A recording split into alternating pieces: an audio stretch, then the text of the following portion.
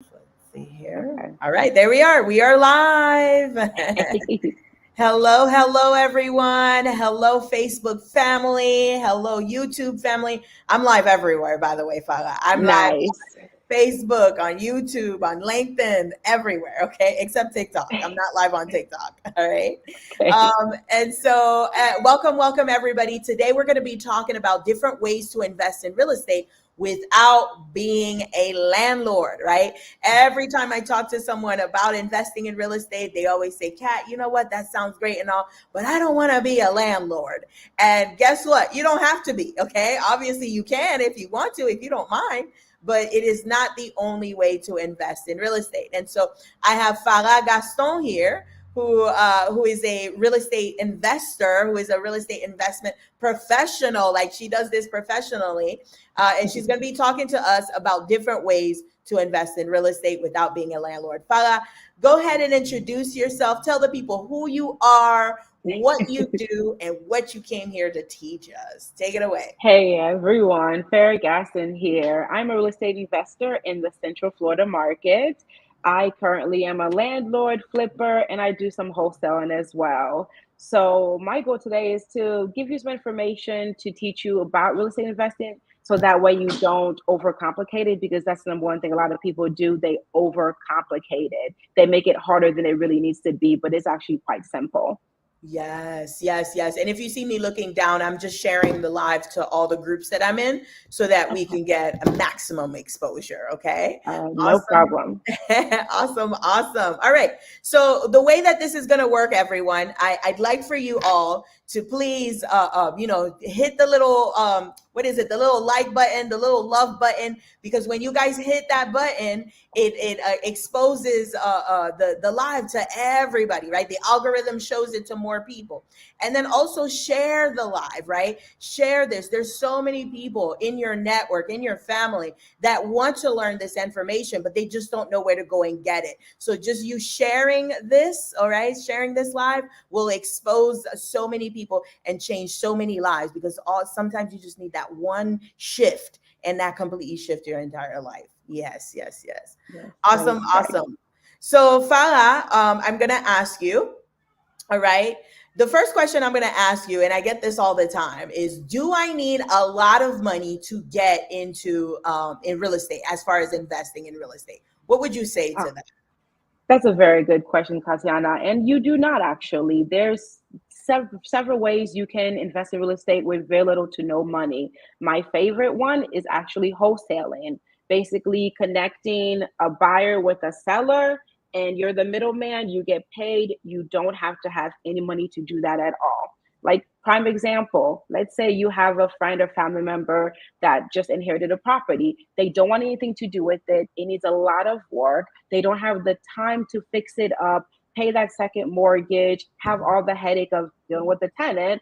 You can say, hey, I know someone who can buy this property for you, and you don't have to do anything to it. You reach out to me, you introduce me to, let's say, Sam Jackson. I meet Mhm. Sam Jackson. I am able to put the house under contract. And Tatiana, you say, hey, listen, Fair, I just want $5,000 for giving you that information. I run the numbers. Hey, it works. When the day I buy the house, I send you that $5,000 check. I buy the house from Samuel L. Jackson. Samuel L. Jackson's happy. You're happy. I'm happy. I'm able to get a property without having to spend a small fortune on marketing and having to deal with a lot of tire kickers that don't really want to sell their home. They don't really have a need to sell their home. So basically, you're able to solve a problem that someone had. Mhm. I'm able to do that all day, and so are you. And that costed you nothing but just you listening to someone that needed help.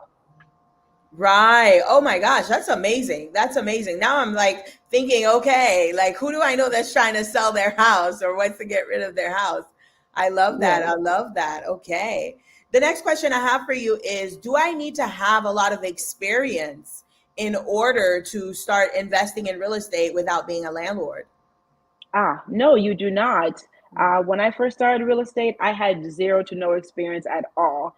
I was a glass empty kind of girl. So I was able to get my first deal, funny enough, wholesaling back in Mhm. 2016. I remember like it was yesterday. My hairdresser, she was the one that told me about the lady that had the home that needed to sell it, and she was having a hard time. It was an Wow. old, decrepit home. It was funky because they had so many different layers in it. It wasn't the traditional cookie cutter home. It Mhm. was unique, and a unique buyer needed to buy it. And I was able to put it under contract. I was able to actually wholesale it to one of my now buyers, one of my repeat buyers, and I was able to make 10 grand off of it. I was happy as a camper and I never looked back. Yeah. So that was no experience. I just knew, hey, I had to put under a contract for this much money, had to sell to someone who was able to actually buy it because that actually was their niche. And it was also 2 hours away too. So I needed someone that could handle that distance. Yes. Beautiful. And how long did that whole process take? It took 2 weeks. What? Yeah, 2 weeks. That's the 2 wonderful thing weeks. about wholesaling. I didn't have to fix it. I didn't Yeah. have to cut the yard, paint, nothing. It was literally an exchange of A, B, C. That's it. That's it. Wow, what an easy way. I when was it? About was it around 2016?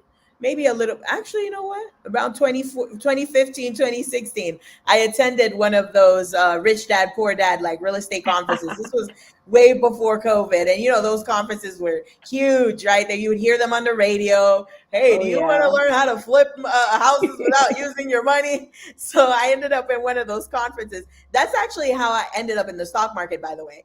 But that's a That's so that's a whole nother cool. story. And I remember thinking, man, this is overwhelming. Like I was like, oh my God, this is gonna be so much work. Like, I don't know if I could do this.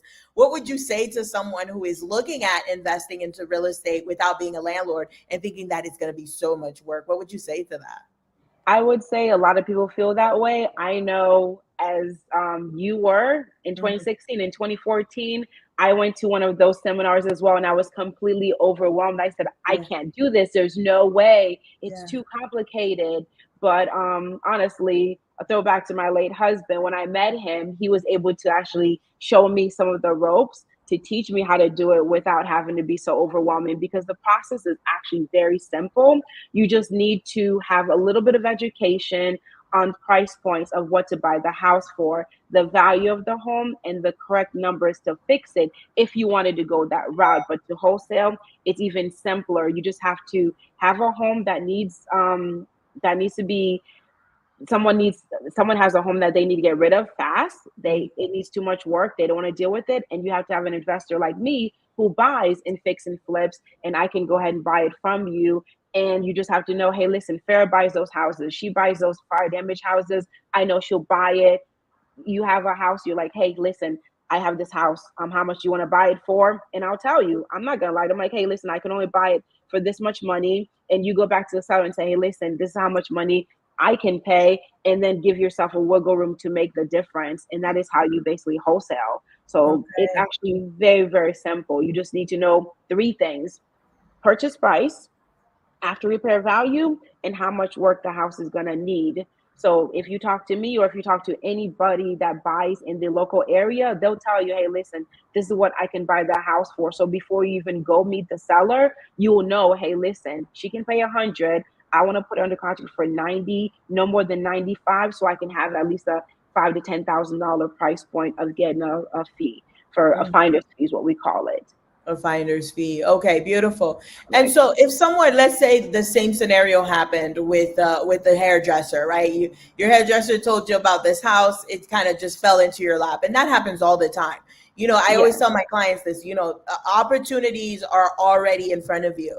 We just have to get you to see it, right? So, correct. I'm pretty sure somebody is going to have a conversation this week, this month, that somebody's going to talk about some house that needs to sell, right? And Yeah. so without so much experience, because you said the three things that you needed: the purchase price, the after repair value, and what was I forgot the third one. The rehab cost. The rehab. Okay, the rehab cost. Like, when I think of after repair value and the rehab cost, I'm like, I don't even know how to find that out. So how does that work? Would somebody call you, like, for example, if a house falls into my lap and I say, if I have a house, is that something that you can help us with to find out, what is the purchase price and what is the after repair value? Yes, absolutely. That's something I can definitely help with. As long as I know if as long as you know what the house needs, because I know a lot of sellers are gonna say, listen, it doesn't need anything, but Mhm. if the house is, 75 years old, it most likely needs something. So think of the four important top things you're gonna have to repair, replace, or fix in order to sell it. Roof, AC, electrical, and plumbing. If the house needs those, you already know it's gonna need a lot of work. So that way you can already know that's going to be at least 50 to $60,000 minimum, depending on what the house needs.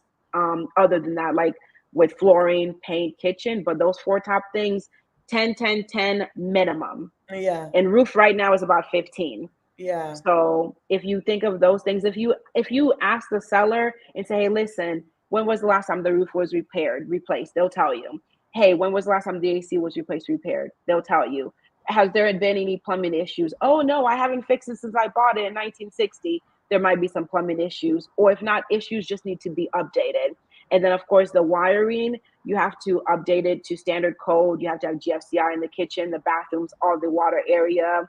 If the electrical panel is 6 years old, that needs to be replaced. So that all goes into it. Just have a friendly conversation, like you're talking to someone, Mhm. anybody. Just your hairdresser. Hey, listen, you have this house. When was the last time you placed the AC? Just ask them those questions. You'll know. And if you call someone like me, I'll be able to tell you, okay, the house is 1,500 square feet, AC roof, kitchen, bathroom, all those things. That's going to be about $75,000 right there. I already Mhm. know. Hey, listen, I know the area. The house is worth $300,000. I can buy it for 100, 175, and that's without looking at it before opening up walls, because that's a whole nother scenario.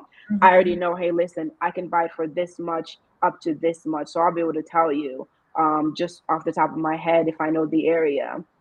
So you don't really need to bother yourself with all that. You just ask those questions when you're talking to your friend who has the problem, who falls in your lap. If they say, listen, I know nothing about this house is vacant and has been vacant for 5, 10 years, that's all I need to know. Okay, that's all I need to know. I know it needs the whole shebang. All right, when can I see the property? Like I'm ready to jump on it because the house is desolate. So there's definitely ways to go about it without you having to know any of these things, because I don't expect you to know, because you're not in the you're not doing the flipping, you're not doing the renovations yourself. But if you ask, hey, listen, roof, AC, electrical, and plumbing, I already know all I need to know by those four factors, because those are the four factors that's going to keep the house from being able to be sold.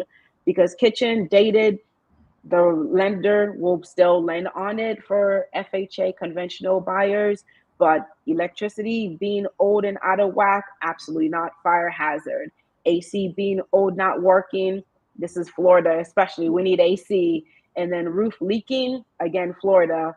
Couple of hurricanes will rip that roof right off. It needs to be secure and at least has a decent life on it still. Mhm. Mhm. Yes, yes, Yeah. yes. I love that. I love that. So do I need a license to invest into real estate without being a landlord? No, you do not need a license at all. I do not have a license. I am not a licensed realtor. I'm not a broker. I am just a real estate investor. I do everything um, that way. Now, of course, I hire real estate licensed professionals to handle my businesses when it comes to selling, when it comes to buying too, because sometimes I do have off market properties. They're not listed on Zillow or the MLS, the multi listing services of the area, but I do not have a license at all. I hire all the other people that have the license, the contractors, the realtors, the brokers. I do all the hiring, and I just have a vision of what I want and say, hey, listen, make it happen. Here's my budget. Can we make it happen within that budget? So I am not licensed, never have been, probably never will be unless the rules change.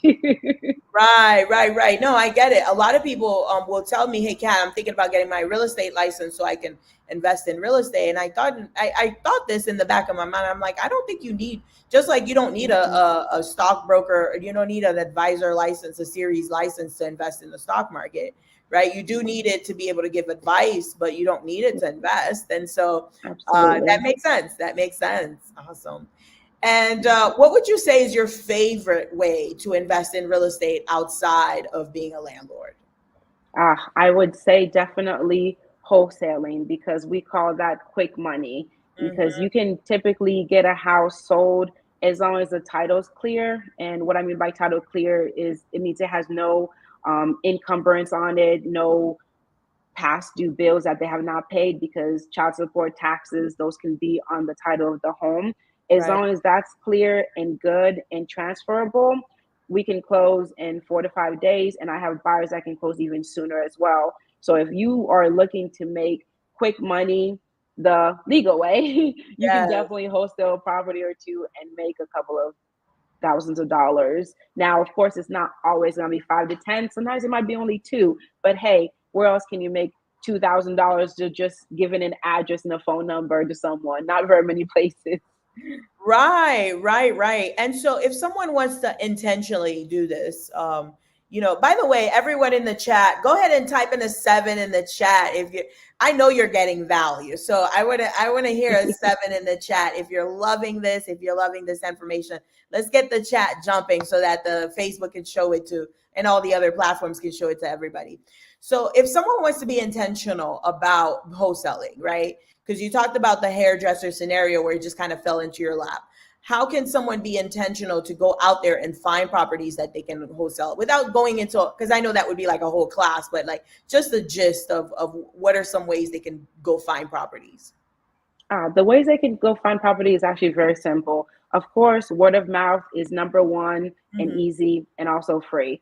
Number two would be look at your neighborhood. If you see houses with grasses that are very tall, most likely the person is either A, an out of state owner, or B, they could also be sickly as well, or could just be elderly and not living in the home anymore. And the home is literally just going, it's just being decrepit because it's just sitting there collecting dust. So if you see blue tarp on the home in a decent neighborhood or any neighborhood, you know they need a roof. Most likely they cannot afford to fix it. Most likely those sellers are going to be motivated to sell the home because roofs are very expensive, especially in Florida. I know 5 years ago I could buy a roof for 5,000. That same roof is now $15,000. So everything has gone up. So the cost of living has gone up, and the cost of repairs have doubled and tripled. So a lot of people cannot even really afford to fix these homes. So, as a wholesaler with intent, your job is to help give a solution to their problem, which is their home, which is just sitting there collecting dust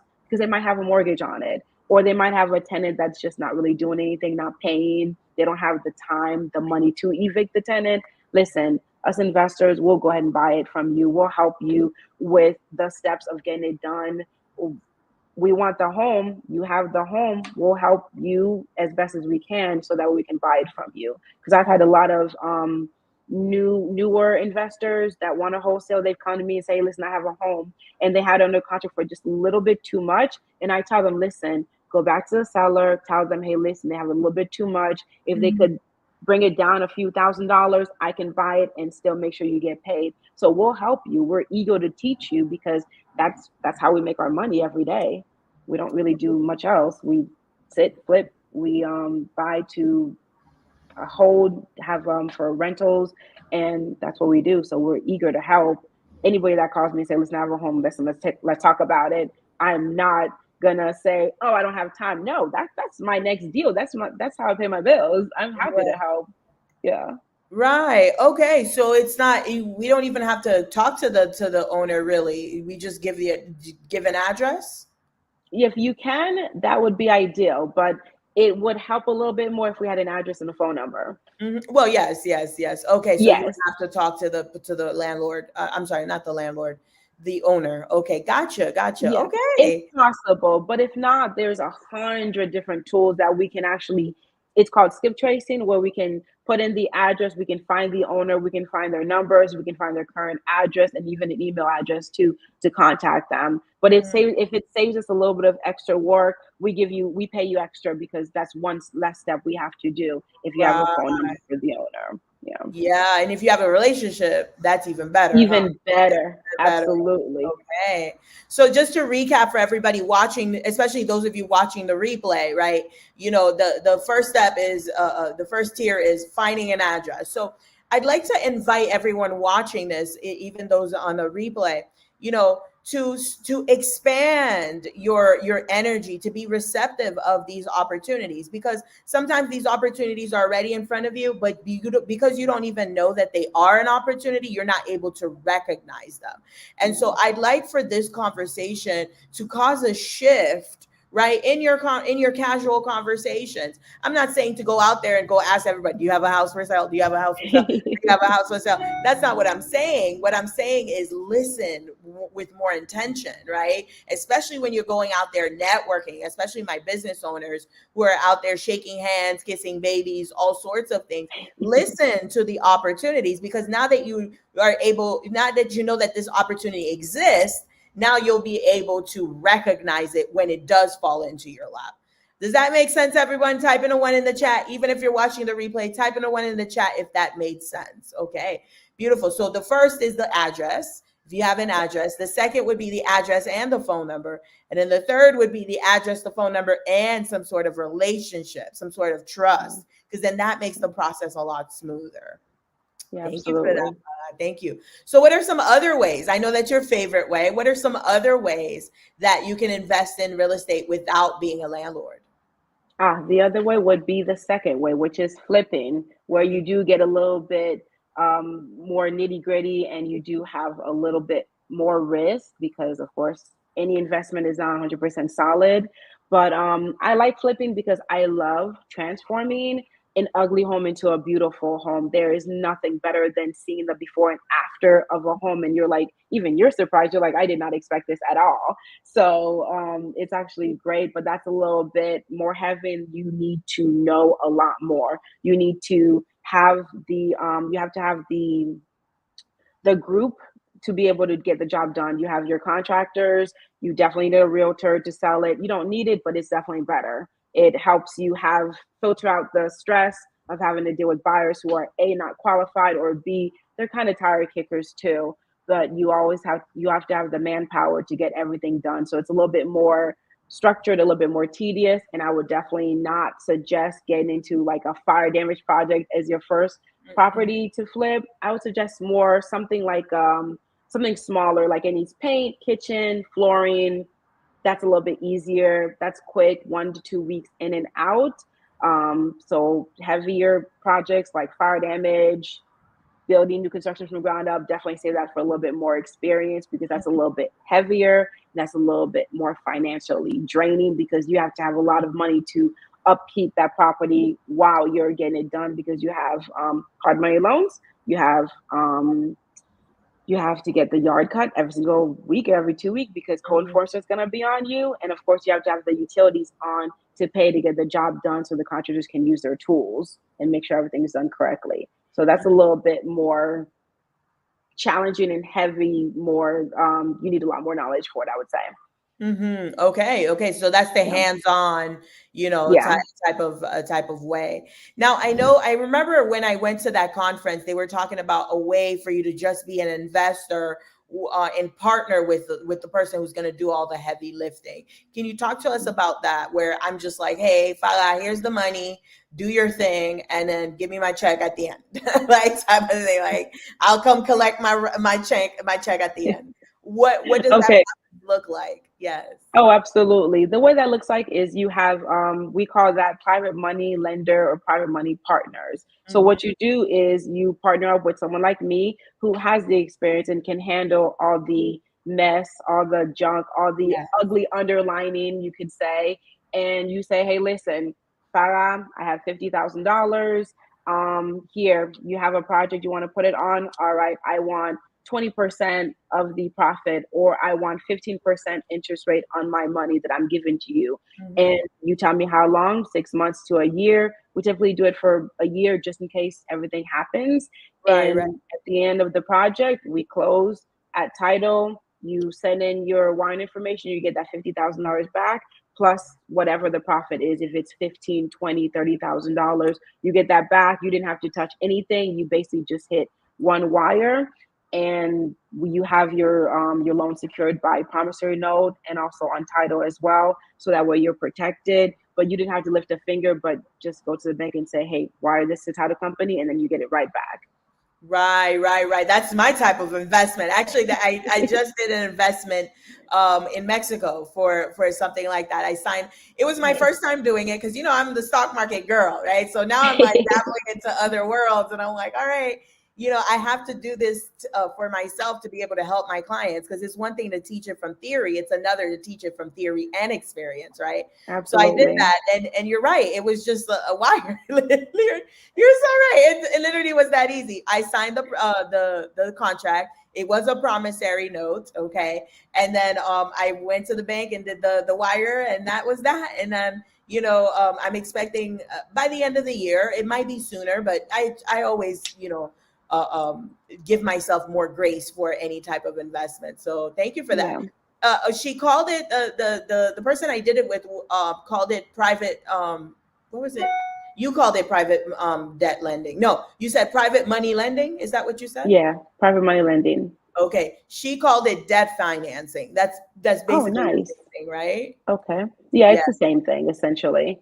Okay, beautiful, beautiful. Yeah. So yes, that is to most of my clients. That's what they want, right? They just want their money to work for them, and so I can see that being a favorite amongst my clients. So I can't wait to tell my clients about about these opportunities, because that's easy. That's so easy, having your money work for you. Awesome, awesome. Yeah, Are there absolutely. are there any other ways that you want to discuss that we can invest in real estate without being a landlord?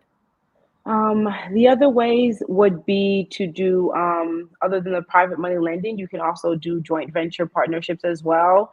And Mhm. that one, you can be either hands on or hands off, like the private money lender, where you just like, I don't want to touch anything, I don't want to do anything. Just send me pictures, you just send me my money when I'm done. So that one can be a little bit more hands on or hands off. Like I said, it would really be up to you if you want to do that or not. So you can say, listen, all right, I want to go ahead and finance the whole entire project. So that way that can be less cost for you because of hard money lending, interest payments, because all that can add up and Mhm. hurt the bottom line as well. Where you're like, hey, listen, I want to do 100% of the financing. I want to do 50-50 JV. Once the house is done, send me my money back plus the 50% of the profit after cost. So that's another way you can do it as well. But there's no like structure of how big or how small. You can do as little as $10,000. You can do as high as, again, financing the whole entire project. You can really, the sky is the limit when it comes to investing. There's no real cap on it really. It really depends on your comfort level of what you want to do. Right. So concrete can you give us an example, like a real life example of what that would look like to do that specific strategy? Oh, yes, absolutely. All right. So, for example, I have a property that I'm working on right now. The property purchase price is 130. The Hmm. after repair the rehab cost is 50, and after repair value is 275. If let's say you or one of my partners say, "Listen, let me go ahead and fund the whole entire project at what's that? That's 180, and I want 50% of the profit." So it's 275 minus the 180, which leaves us with $95,000 of profit before cost. But to make it easy, let's say $95,000. We split that in half. You get 42.5. I get 40. Sorry, you get 47.5. I get 47.5. So that would be the profit split. Rough Yeah. numbers. Yeah. Yeah, that's amazing. That's a really good return. So, so the person would put in. I'm looking at my calculator. So the Yeah. person would put in 185,000, right? 130 for the house. Wait, sorry, 180, right? Right. 130 for the house, 50K for the repairs. Is that what you said? Correct. Yes. Okay, and then their profit off of that is 50/50 would be 42K. You said so. 42K divided by 180, that is a 23% return. That's amazing. I Yeah. mean, the stock market, a lot of times people want to get into investments. I talk about this all the time. People want to double, triple, quadruple their money. Yes, there are opportunities like that, and typically they're a much higher risk, right? Yeah. The stock market on an average of 20-year period gives you about an 8% return. And that includes all the downturns because the market goes up and down, up and And down, down. up and down. And Correct. so, including the downturns, including the market crashes, right? We're looking at in every 20 years, there's always a downturn, right? We can always expect Yeah. that. So, roughly, we're averaging about 8% in the stock market. Now, obviously, some of my students who work with me, they do a lot better than that. But typically, we're looking at 8%. So, anything higher than 8% is an amazing investment. I'm going to repeat that. Anything higher, because a lot of people are looking for 100% return, 300% return. Yes, those things exist, but for the most part, they require work. Okay, most of the Yeah. time, they require a lot of energy, a lot of effort, or a lot of risk. And most of my clients, most of you watching this, you're looking to have your money do all the hard work, not you do all the hard work. So Yeah. when we're looking at 15% return, 18%, 20%, that is absolutely amazing in the investing world. Okay, so I want you to see how powerful this is. Literally, you're putting 185. I keep saying 185. Whatever. Let's just make it 185K, and you're getting 40K back. Just by not doing anything. That is Yeah. amazing. That's amazing. And some people out there might say, okay, well, Kat, I don't have 185. Well, you could do the debt financing, the private lending financing, like you talked about, Yeah. where you can lend. Typically, Fala, what is the minimum that the minimum that someone could do with debt financing, specifically working with you?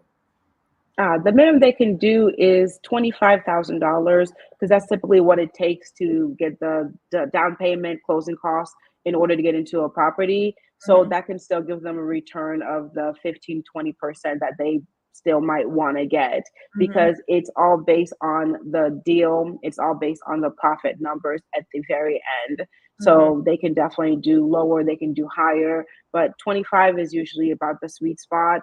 That way I can get the deposit, get the closing costs, and then I'll handle the rest. So that would Hmm. be the minimum, I would say.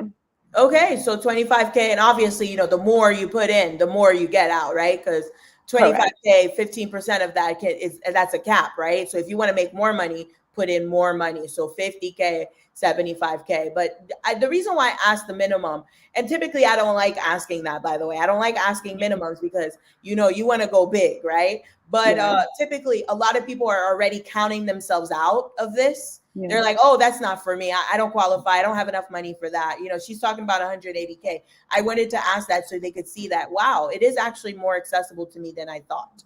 So thank you for Yeah. asking. Thank you for answering that. Awesome. Awesome. Absolutely. Anything else? Any other ones you want to discuss? Because so far we've discussed four of them. And is there a fifth one you would like to discuss, or are these the four main ones? Those are the four main ones. The other one is a little bit more strategic and a little bit more regulated. That would be of course, I lost my train of thought. That'd be like the JV fund, but that Mm-hmm. one is a little bit more heavily regulated. It's a little bit what's the word? It's a longer term. It's not going to be as quick as the fix and flip, the JV.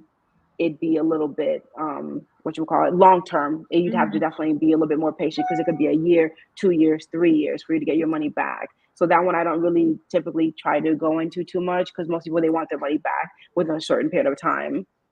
Right, right, right. Yes, that makes Yeah. sense. I was actually just going to ask you about a group.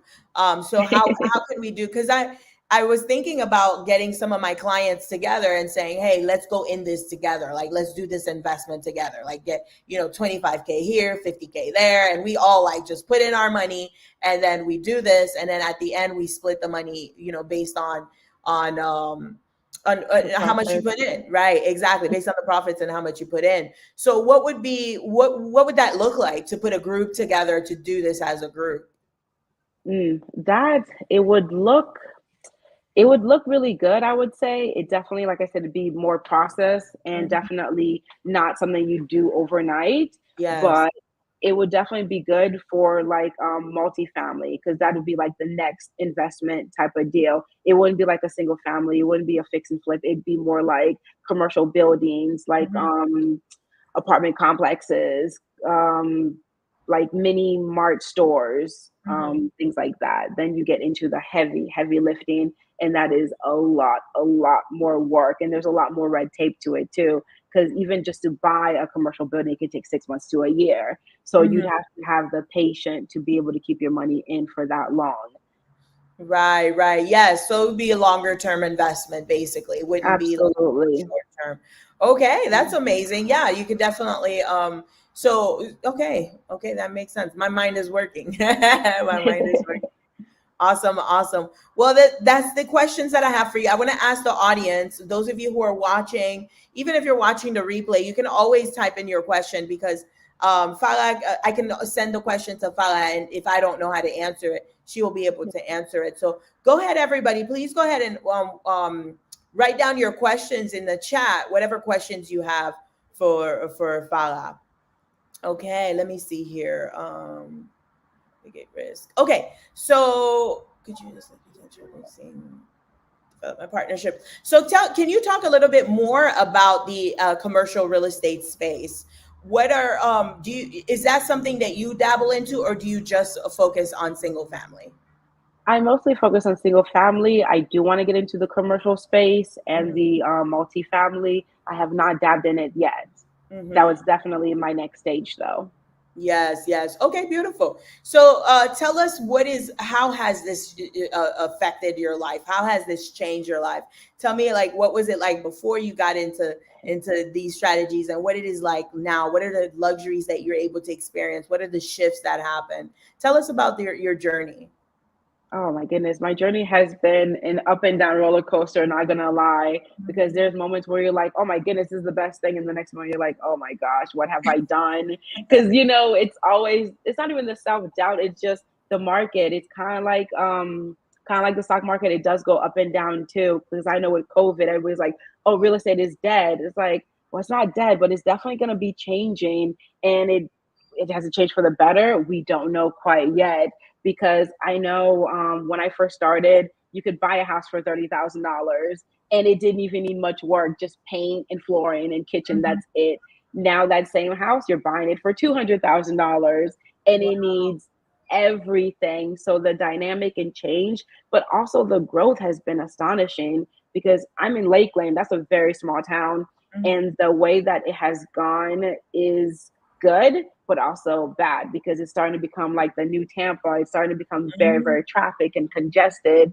And the price of the homes are starting to become so high. Sometimes they're almost unaffordable for the traditional home buyer, the FHA the first time home buyer person that could buy a home for under like $200,000. Now that same person needs to buy it for $300,000, $400,000 because that's just the way the price point has been. Real estate has definitely opened my whole entire world to networking of amazing people, such as yourself, of course. Yes. My late husband and I, we've met some amazing friends along the way, the journey, and we've learned so much too because before real estate, it was just straight up, I'm going to do my 9 to 5 job. I'm going to try to get a raise and I'm going to do my thing. But with real estate, I have so much more free time to spend time with family. I Yeah. actually be able to do this now because if I was working a 9 to 5 job, I'm like, oh, gotta go. It is definitely lunchtime's over. I gotta clock back in.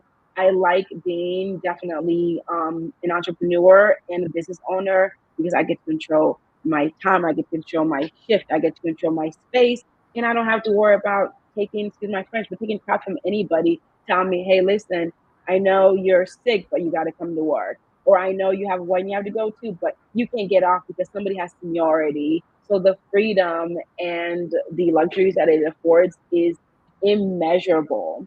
And everywhere I go, I meet someone in real estate, whether I'm going to Paris, whether I'm going to Aruba, Yeah. wherever I'm at, I always meet some amazing people because it's such a small group of investors. I mean, it's a big career, but only so many people do it full time. So basically just about everyone. And if you don't know them, they know you. They'll come up to you, be like, "Hey, Farrah," I'm like, "Who are you?" "Oh, I know you on Facebook. I know you through your husband. I know you through so and so." And I'm like, "Oh, okay, cool." I'm like, "I don't know you though."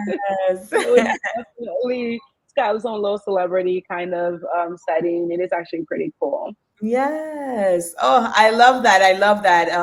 And I could see I can feel your energy where I could see that it is a genuine group where it's a tribe. Everybody has each other's back. So I could feel that. I could feel that through our Yeah, conversation. absolutely. Yeah, Yes. absolutely. Awesome. Awesome. Amber says, what do you think of using prop stream to find sellers?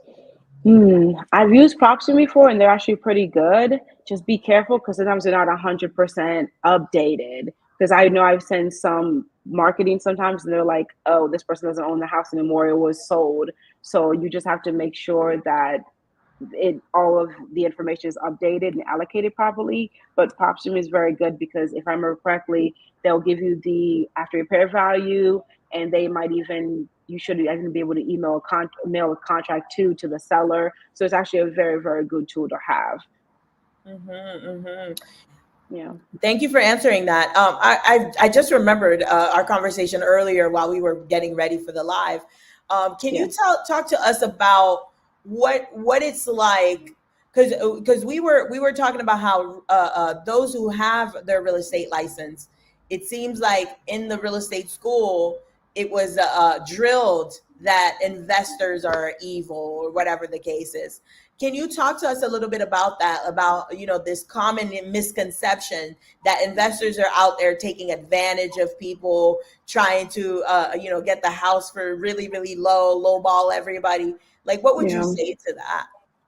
I would say that with real estate investors, we're not there to make life hard for anyone. We're actually there to to give a solution to someone's problem. Because 99.9% of the houses that we buy, a regular buyer could never buy them. A realtor could not really sell it. And if they do, it's 99.9% of the time to another investor or someone that actually has the funds to buy it and fix it up themselves. Because traditional lenders, they're not going to lend on a home that needs a new roof, that needs AC, things like that, because the home value um, is not going to be good enough for the buyer to go in and live into it. They want it to be clean cut, pass the four inspection, which is the roof, the AC, electrical, and plumbing. Because if those things are wrong, you have a lot of other underlying issues, and lenders will not lend on them. So we are here to solve a problem. We're not here to buy things for pennies on the dollars. Unfortunately, we do have to get a discount because we have to also make a profit. We are a for-profit company, so therefore we have to buy it at the right price. However, we do not force anyone to sell their home to us. If the numbers do not work for them, we kindly say, have a nice day. If you change your mind, let me know. The property that I was telling you about, the 131, I I I, I saw them 4 months ago. They called me back. So it's no pressure. It's no high sales pressure at all. It's literally, hey, listen, this is how much I can pay based on the number of work that it needs, based on what I'm going to have to do to the property, and based on what I know it's going to sell for. And this is me not even open up walls yet because that's a whole nother can of worms. Mhm. So I know a lot of realtors, they do not like investors. They're not really realtor, or they're not investor friendly. However, they should be, because we are going to be A, coming back to them to use them for listings, for finding properties, and Right. also B, helping them solve a problem for their seller who is in need of a quick sale. If a seller needs to sell a home within a week or two, there's no way that they're going to be able to sell it on the open market to a traditional buyer, because it's going to take about 30 to 45 days for that person to qualify and buy the property anyways. And Hmm. if there's any kind of inspection issues, forget about it. The Right. lender's going to say, oh, no, absolutely not. And even if it's something small or minute, because even as an investor, when I sell the properties, the inspectors go, they're like, hey, listen, there's a chip paint here. You got to paint that in order for it to pass inspection. And the lender will not close on that. And that is something easy, simple, but you'd be surprised. They're very, very tedious on what they will and will not approve. Right, right, right. I love that. I love that. Thank you for sharing that. Yeah, and at the end of the day, when we're looking at doing a business, okay, when you're running a business, especially when it's a product, tangible business, right? You it's inevitable to get it at a cheaper price and then sell it for a profit, right? Because you're Yeah, solving somebody's problem. because that person could go and solve their own problem, but they don't know how to do it. They don't have the tools, they don't have the resources, they don't have the connections. And so here Yeah. you come and you solve that problem for them, and now their life is better. They're now they're expanding. Their money is expanding. And so yes, of course, you as a business owner, you deserve that proper exchange of value, right? And so yes, I'm Yeah. going to go get a house for 130K even though it's really worth 275K, because I'm running a business, right? Yeah.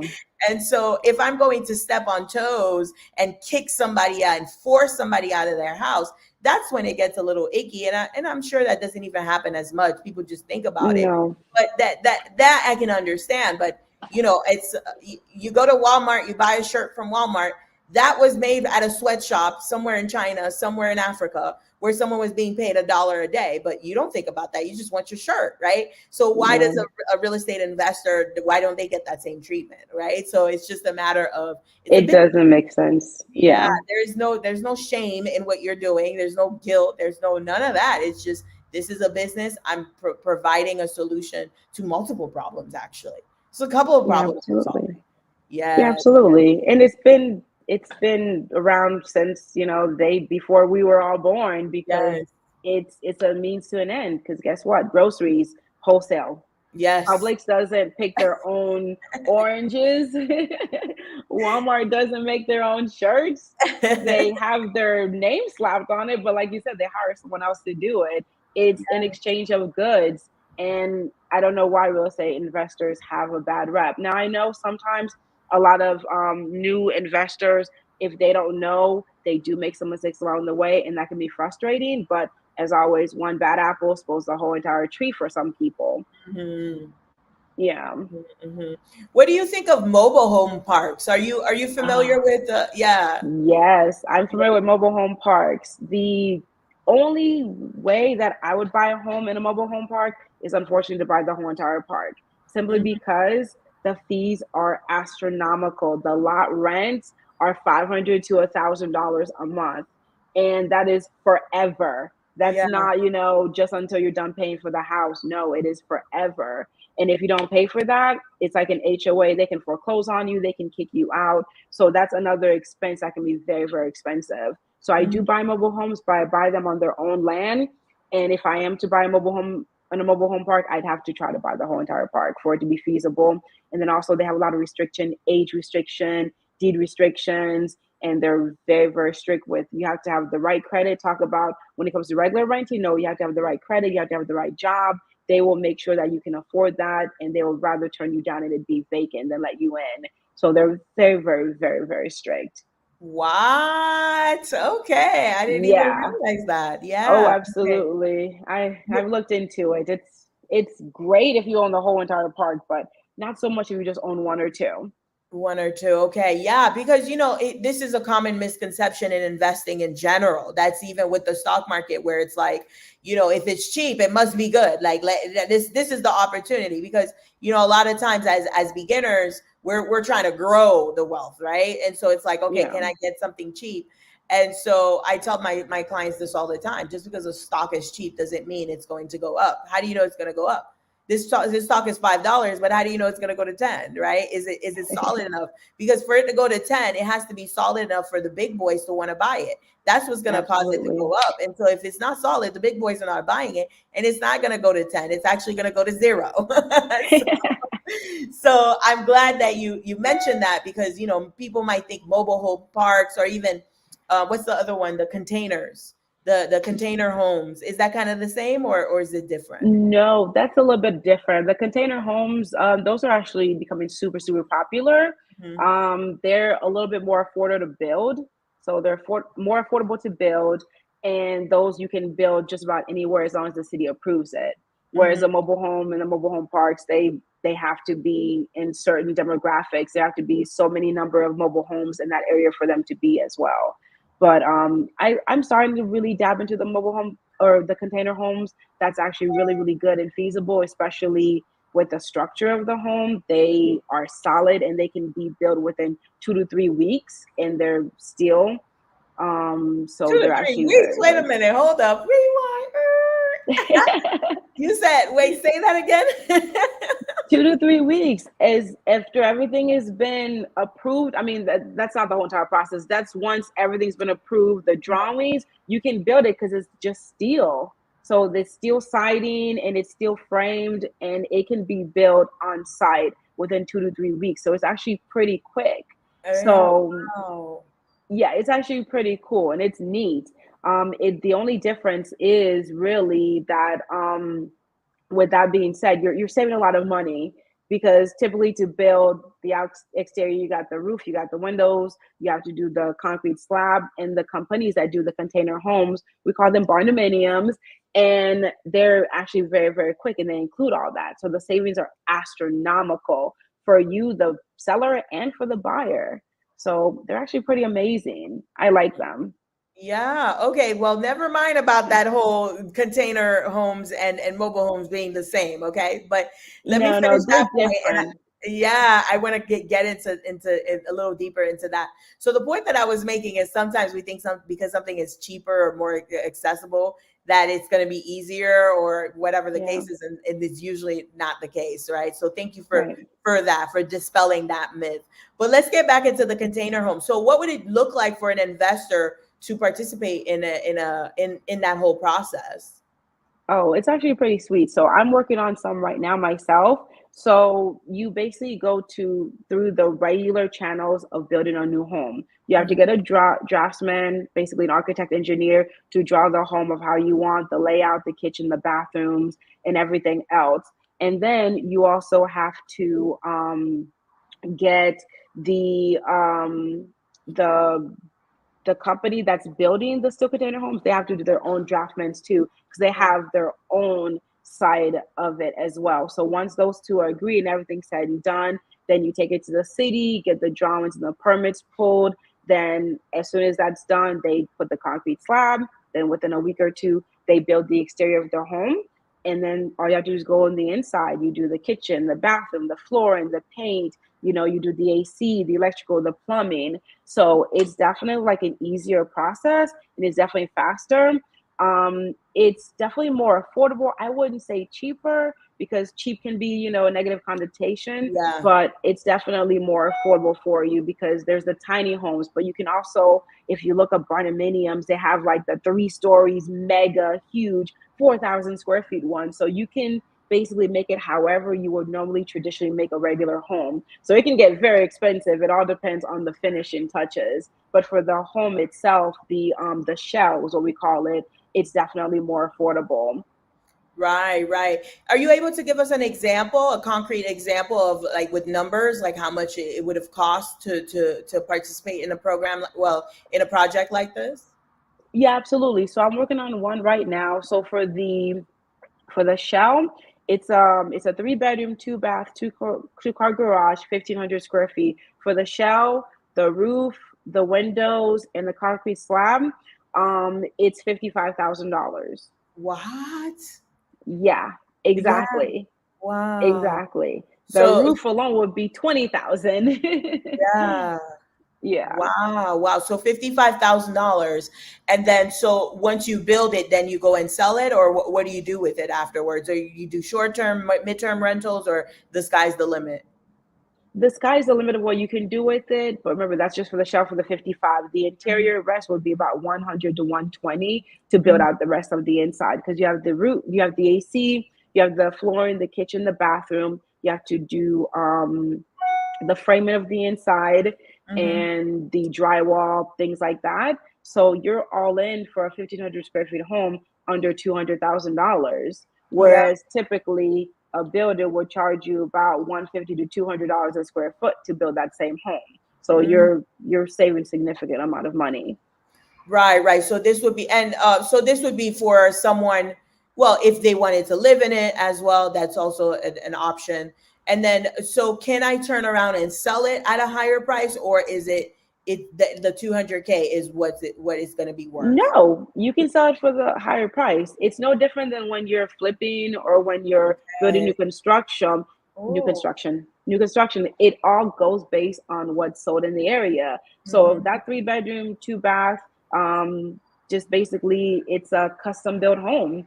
and lenders will still lend on it because it's a home as long as it's appraised, because it will pass the 4-point inspection. It's got a new roof, got AC, it's got brand new electrical, it's got brand new plumbing. The only difference is the shell. It's you can kind of compare it to like mobile homes and modular homes too, because those are houses. They all go based on the value. It doesn't matter what it's made out of. It all really based on what the surrounding area is selling for, the square footage, and what the amenities are. Garages in Florida, you want a garage because of, rain and hurricanes and things like Right. that. So that adds extra value. And then you have brand new windows that are double impact, hurricane impact windows, that adds more value. So you can still sell it.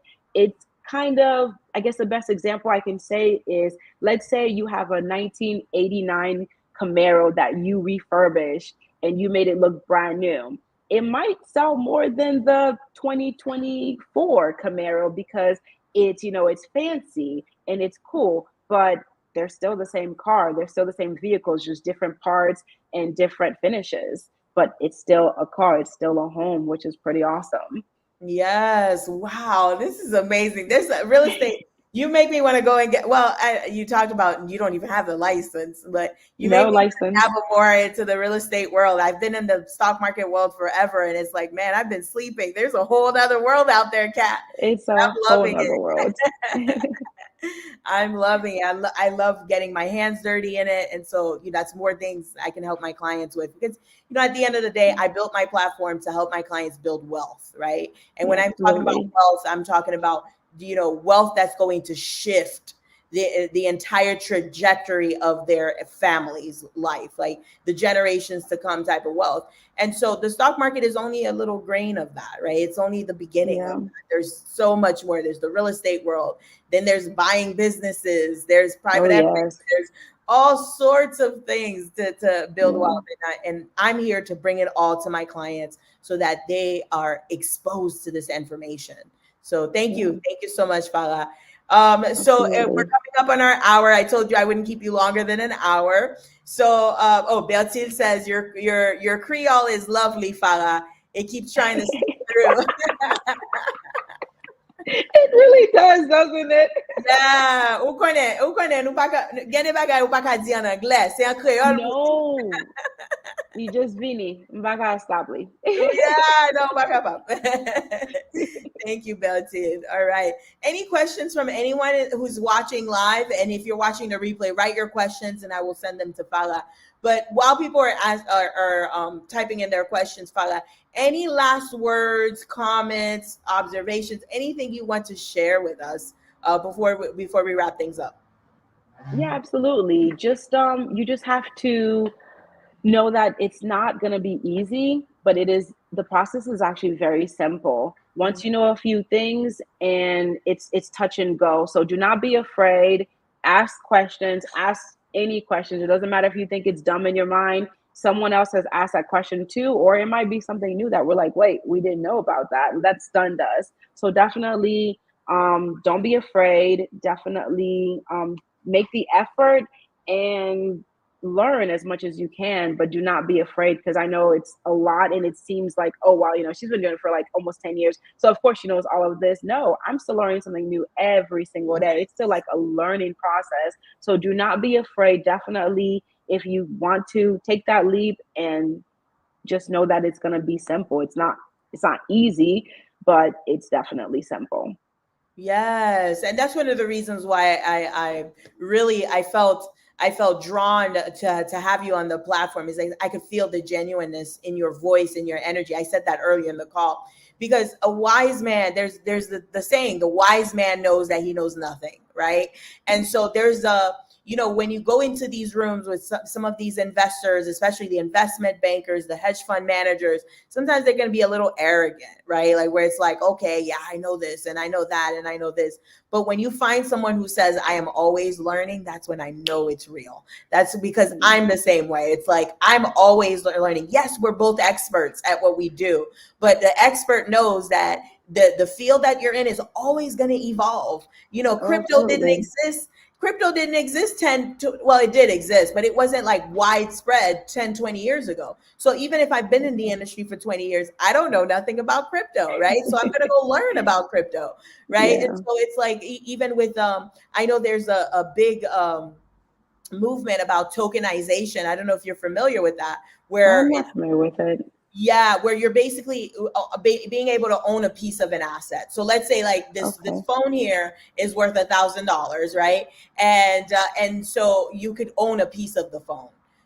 So that is like a new thing where they're tokenizing all sorts of things, like even real estate, stocks, so, all sort businesses, all sorts of things. That is cool. a brand new concept. That Yeah, it's like I don't really know much. I just know enough. Like I know the basics, but of course, I'm going to go out there in conferences. I'm going to take classes. I'm going to ask the right questions because it's new, right? And that's yeah, natural. So I love that you said that. That was my favorite part of what you said. Like, yeah, always be a student. Oh, don't be afraid. yeah, You're always learning. It's a learning yeah. process. Yes. All right. So I don't see any questions in the comments. Thank you so much. And last thing, how does someone get in contact with you? Because there's some people watching in the audience here where they're like, you know what, I'm ready for this. Like, I want to learn more. How can they get in contact with you? They can call me at my cell or text me anytime, eight Yes. six three Let me four five zero five mhm. nine one four, Say it again. or they can, oh, sorry, eight Yeah. six three Uh-huh. 450 5914, Thank you. or they can email me, J for Jack, F for Frank, Z for Zebra, A for Apple, M for Mary, O for Open, R for Roger at gmail.com. That's my email. Yes. Okay, beautiful, beautiful. So those of you watching, you want to speak to Fala, and please, disclaimer, please don't call her to waste her time, right? And when I say waste time, I don't mean like, you're just trying to pick her brain, right? Because if you're going to pick her brain, there's got to be a proper exchange of value. But if you're going to ask questions and you're really serious about taking action, it doesn't need to be now, right? It doesn't need to be, oh, Yeah. I'm buying something No, not now. at all. Like you had a client call you 4 months later, but as long as the intention is genuine, right? So go ahead and give her a call and just tell her that you saw her on Katiana's live, and she will know, right, where the connection came from. and Yeah. uh, and then your life will change because there's a subconscious shift that happens when you're able to do something like what Fala talked about, like all the different investment opportunities. When you're able to implement at least one of those, your whole view of money changes, your whole Yeah, that's relationship true. with money shifts, right? The possibilities expand in your mind. And so these things, even if you just take that one action of actively looking for a house to send to Fala, that in itself is going to be life changing for you because you were Absolutely. able to take that risk. You were able to take a chance on yourself. So I love that. I love that. Okay, Yeah. beautiful. Thank you so much, Fala. I would love to have you again as long as you're up for it. Absolutely. Uh, Anytime. yes, yes. So we can go deeper into some of these, right? Maybe we'll see what the Absolutely. audience liked. I'll do a poll and Okay. ask, what was your favorite strategy that she spoke about, and what would you like to learn more about? And maybe we'll have you back to go deeper into that strategy. I Okay. would love that. Awesome, awesome. So I'm gonna end the live here. Any questions? Don't forget to type them in the chat, and I will see everybody soon. Bye. You don't have to Thank go anywhere. you. I'm just gonna end All the, right. the stream. Okay. Bye, Bye. everyone.